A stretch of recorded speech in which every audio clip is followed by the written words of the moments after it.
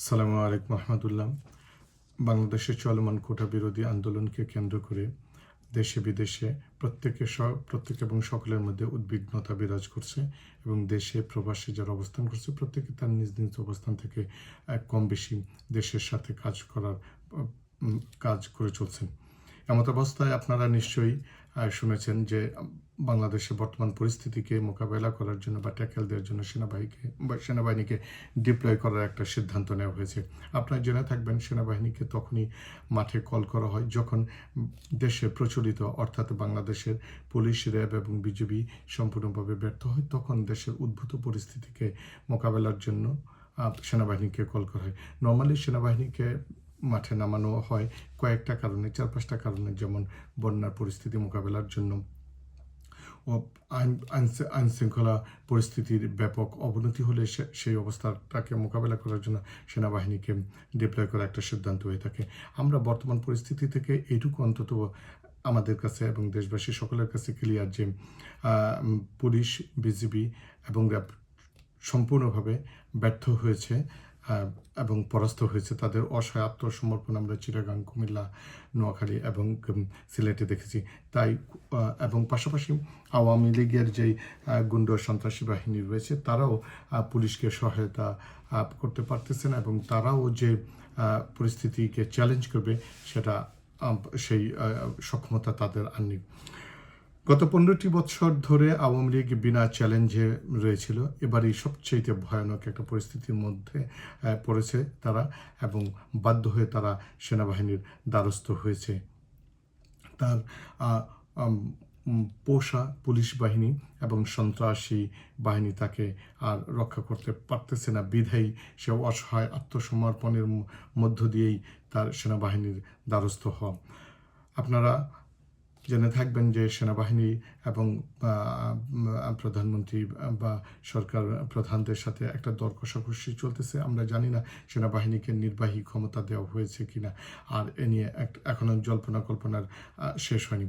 আচ্ছা, সেনাবাহিনী যদি নির্বাহী ক্ষমতা নিয়েও মাঠে নামে তাহলে আসলে সেনাবাহিনী কি করবে? যা ইচ্ছা তাই কি করার সুযোগ আছে? না, অফকোর্স না। এটা ভাবার কোনো সুযোগ নেই যে সেনাবাহিনী যা ইচ্ছা তাই করবে। সেনাবাহিনী একটা এলিট ফোর্স আর একটা অত্যন্ত সুশৃঙ্খল বাহিনী।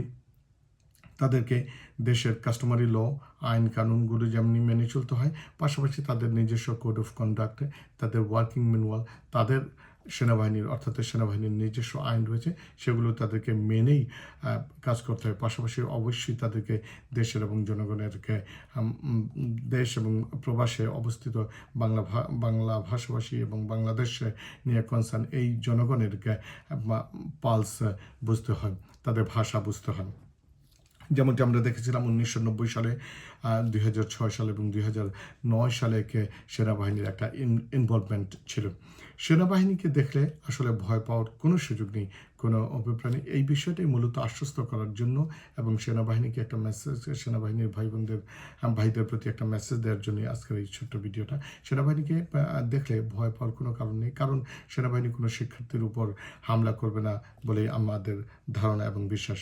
আর যদি সেনাবাহিনী কোড অফ কন্ডাক্ট, তাদের নিজস্ব কোড অফ কন্ডাক্ট এবং ওয়ার্কিং ম্যানুয়াল ভঙ্গ করে যদি গুলি করে আক্রমণ করেও, তাহলে সেনাবাহিনীর মধ্যে যে সমস্ত ঘটনাগুলো ঘটতে পারে, এক হচ্ছে সেনাবাহিনী কয়েকটা ভাগে বিভক্ত হতে পারে, সেনাবাহিনীর চেন অফ কমান্ড ভেঙে পড়তে পারে, সেনাবাহিনীর মধ্যে বিশৃঙ্খলা দেখা দিতে পারে। শুধু কি তাই, সেনাবাহিনী যদি তাদের ওয়ার্কিং ম্যানুয়াল এবং কোড অফ কন্ডাক্টকে ভঙ্গ করে নিরস্ত্র জনগণের উপর যদি আক্রমণ চালায়, গুলি করে, তাদের উপর একটা স্যাংশন ভয় তো রয়েছে, যেটা আমরা দেখেছি র্যাবের উপরে যেমন স্যাংশন দেওয়া হয়েছিল ইউএন থেকে, বা ঠিক তদ্রূপ সেনাবাহিনীর উপরেও একটা স্যাংশনের ভয় আছে, স্যাংশন আসতে পারে। আর যদি সেনাবাহিনী আসলে এই স্যাংশন বা নিষেধাজ্ঞা খায় তাহলে কি হবে?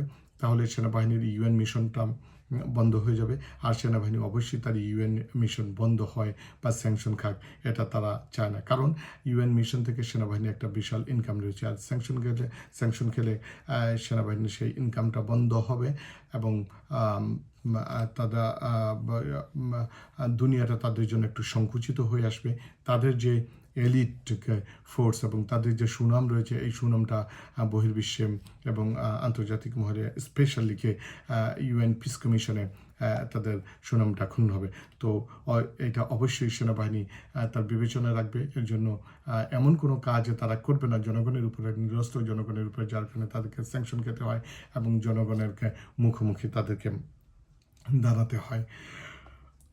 এরপরেও যে বিষয়টা একটা মাথায় ঘুরপাক খাচ্ছে বা সকলের মাথায় রাখা দরকার, সেটা হচ্ছে ভারতপন্থী আওয়ামীপন্থী অতি উৎসাহী কিছু সেনা কর্মকর্তা থেকে থাকতে পারে যাদের উপর বিশ্বাস করা আসলে একটু কঠিন। কিন্তু যদি তারা অতি উৎসাহী হয়ে এমন কোনো কাজ করে, অর্থাৎ নিরস্ত্র জনগণের উপরে আক্রমণ করে, গুলি করে, তাহলে এটার পরিস্থিতি একটা ভয়ানকের দিকেই যাবে বলে আমরা মনে করি। আমরা এটাও বিশ্বাস করি, সেনাবাহিনী ভাইদের প্রতি আমরা একটা উদাত্ত আহ্বান রাখতে চাই যে নিশ্চয়ই চলমান কোটা বিরোধী ছাত্র আন্দোলন আপনারা দেখেছেন, একজন মা তার ছেলে এবং মেয়ে উভয়কেই এই সংগ্রামে অংশগ্রহণের জন্য পাঠিয়ে দিচ্ছে।